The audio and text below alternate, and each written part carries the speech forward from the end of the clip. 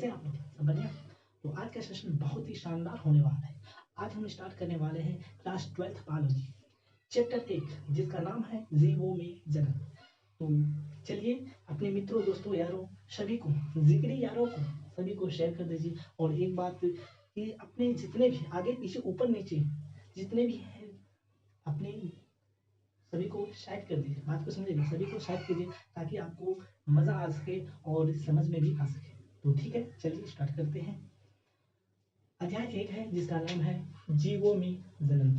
और सबसे पहले मैं एक बात बता दूं कि हम लोग यहाँ जो पढ़ने वाले हैं टॉपिक बाय टॉपिक पढ़ेंगे। ऐसा नहीं कि पूरे अनुमान शब्द ऐसा नहीं पढ़ेंगे, टॉपिक बाय टॉपिक को डिस्कशन करते हुए आराम से पढ़ेंगे, बहुत ही बारीकी तरीके से पढ़ेंगे, बहुत ही आसान तरीके से पढ़ेंगे, यहाँ तक कि एग्जाम्पल बहुत ही शानदार एग्जाम्पल के साथ पढ़ेंगे। तो आज का हमारा टॉपिक रहेगा जीवन अवधि।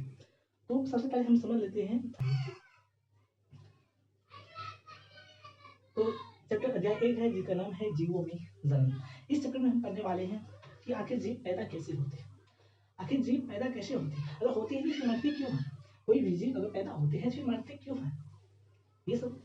उसके बाद फिर आखिर हमारी जो पीढ़ी दर पीढ़ी है, हमारे जो आने वाले नस्ल है, आखिर ऐसे क्यों होते हैं, ऐसे क्यों होते हैं, इन सब के बारे में हमें ये चैप्टर बताता है। और ये चैप्टर हमें बहुत ही अच्छी तरीके से जानना चाहिए ताकि ऐसे जीव मरते क्यों हैं और पैदा क्यों होते हैं, और ऐसे कौन से जीव होते हैं जो नहीं मरते हैं और कौन जीव होते हैं जो मरते हैं, जो हमें यही चैप्टर जीवों में जन्म अध्याय 1 हमें बताता है। ठीक है, इसकी जानकारी हम लोग पूरी तरीके से बहुत ही अच्छी ढंग से लेंगे, लेकिन हम बता देते हैं, फिर से बता रहे हैं आपको कि चैप्टर वाइज नहीं पढ़ेंगे बल्कि टॉपिक वाइज पढ़ेंगे और एक एक एग्जाम्पल के साथ पढ़ेंगे। ओके, तो आज का हमारा टॉपिक रहेगा जीवन अवधि। तो सबसे पहले बता दो जीवन अवधि।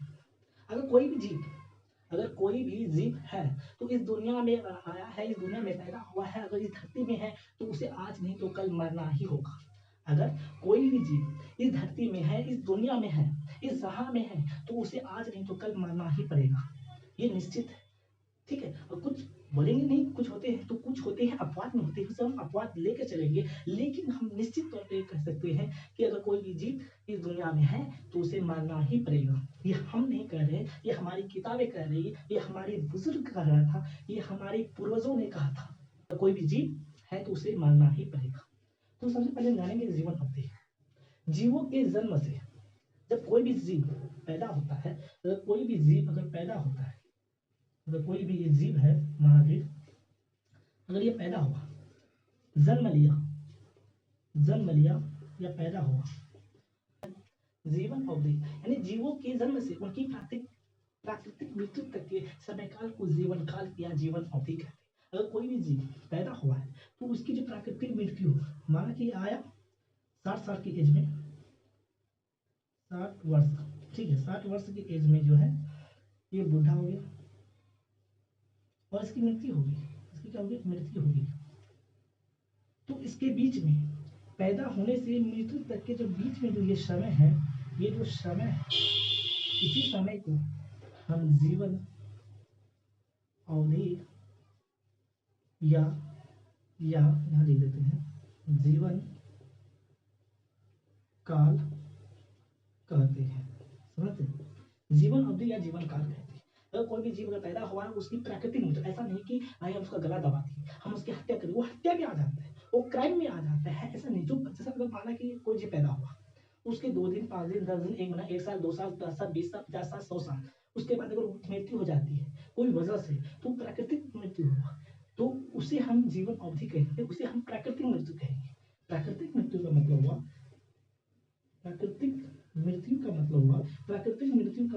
कि अगर ईश्वर ने पैदा किया, अगर जिसने जो चीज बनाया वो उसी ने या उसी के द्वारा अगर उसे नष्ट किया जाए तो उसे हम प्राकृतिक मृत्यु कहेंगे। अगर ईश्वर ने बनाया है तो ईश्वर ही का होता है उसे नष्ट करना। ऐसा नहीं हम किसी का गला दबा दिया, ऐसा नहीं। ठीक है, ये क्राइम में आ जाता है, ये हत्या कर देती है, चाहे वो बुजुर्ग हो या नौजवान हो, कोई भी हो, अगर वो बीमारी के ही हालात में अगर मर जाए तो कोई बात नहीं, उसकी प्राकृतिक मृत्यु है। दूसरी बात है किसी भी जीव का जीवन काल, किसी भी जीव का जो जीवन काल होते हैं उसके आकार, उसके साइज से कोई भी लेन देन नहीं है। अगर कोई भी जीव है, जैसे माना कि अगर मैं अगर 5 फुट का हूँ, अगर कोई 6 फुट का है, कोई 7 फुट का है, ऐसा नहीं कि उसका उम्र अगर 6 फुट का है तो 20 साल और बढ़ जाए, 10 साल और बढ़ जाए, 2 साल और बढ़ जाए, ऐसा बिल्कुल नहीं है। और कोई 7 फुट का उसका 5 साल बढ़ जाए, ऐसा कुछ नहीं। मतलब आकाश से उसके साइज से कोई भी लेन देन नहीं है, ठीक है। कोई भी जीव का उसके आकार से कोई लेन देन, कोई भी संबंध नहीं होती है, ठीक है। अगर उसकी मृत्यु ने अगर इतना समय निश्चित कर दिया है तो उसे उतना समय में ही मरना होगा। जैसे अगर मान चलिए एग्जाम्पल ले, जैसे कौवा और तोता की बात करते हैं। कौवा और तोता की बात करते हैं, कौवा और तोता देखा लगभग में समान है, सिर्फ ये ब्लैक है वो ये, मतलब कि उसकी जो आकार है, उसकी जो आकार है दोनों का लगभग में सेम है। कौवा और तोता के जो आकार है लगभग में सेम है, फिर इसकी मृत्यु अंतर क्यों है इतना? जमीन आसमानों का अंतर है, 1-2 साल का नहीं है, बहुत सारे साल का अंतर है। ऐसे नहीं कि इसका आकार बड़ा है और उसका आकार छोटा है, ऐसे नहीं। जबकि देख लो कौवा और तोता के आकार की बात करते हैं तो ये दोनों लगभग में सेम है, लेकिन इसकी मृत्यु की बात करते हैं, अगर कौवा की बात करते हैं, तो कौवा की जानती है 15 वर्ष है। इसकी जो प्राकृतिक मृत्यु है, इसकी जो प्राकृतिक जो मृत्यु है उसे एक निश्चित तौर पर बताया गया है कि ये 15 साल तक ये रह सकता है, ठीक है। 15 से 16-17 ऐसा माना चलते हैं, लेकिन एक कंटिन्यू एक सीमा के तौर कि यहाँ ये हमारे बॉर्डर है, यहाँ से उसका बॉर्डर होगा। तो उसी प्रकार से अगर कौवा की बात करते हैं 15 वर्ष माना गया है, ठीक है। अगर उसी में हम तोता की बात करते हैं, जबकि लगभग में देखो कौवा और तोता लगभग में साइज जो है बराबर है। अगर हम तोते की बात करते हैं, देखो कितना साल होगा, 140 वर्ष है, कितना 140 वर्ष।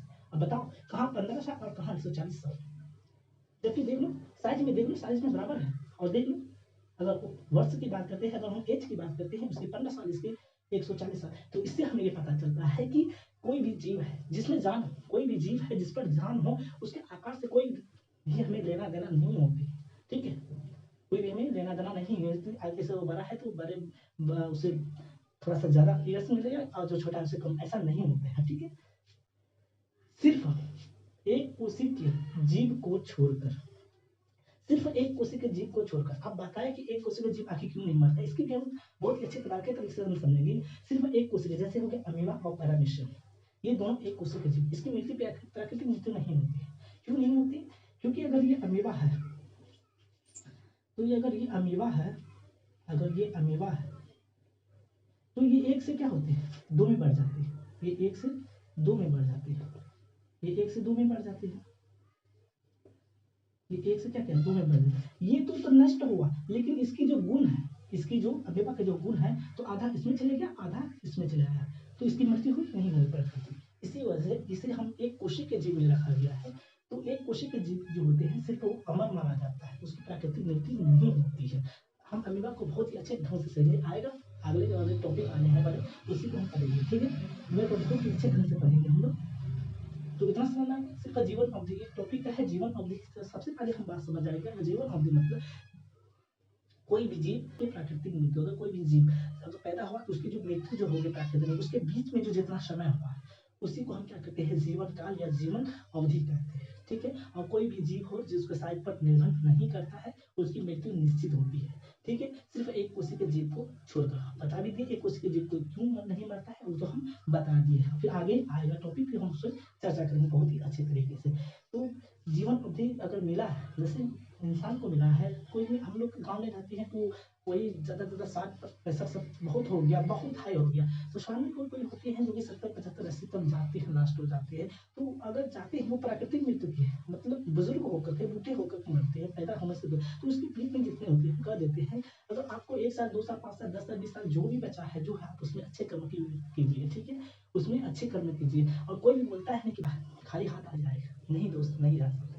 खाली हाथ भले ही हम लोग आए हैं, लेकिन यहाँ कुछ करने के लिए आए हैं, कुछ करने के लिए आए हैं यहाँ पर। और काम ही ऐसा करो यार, काम ही ऐसा करो ताकि नाम सुनते ही लोग तारीफ करें, लोग तालियां बजाएं, लोग एहसास करें। अगर गुजर जाने के बाद लोग दिल करें वाह ये कैसा आदमी था, वो चले गया, उसे रोना पता आएगा। और काम ऐसा नालायक नहीं करो, ऐसा नालायक काम नहीं करे कि नाम सुनते ही जब जब मुंह में थूकने लगे, उसका नाम नहीं, ऐसा काम नहीं करना, नहीं है, ठीक है। तो आज के लिए हम इतना मिलते हैं, फिर अगले नेक्स्ट टॉपिक के साथ आएंगे, उसमें बहुत ही अच्छे तरीके से बताएंगे।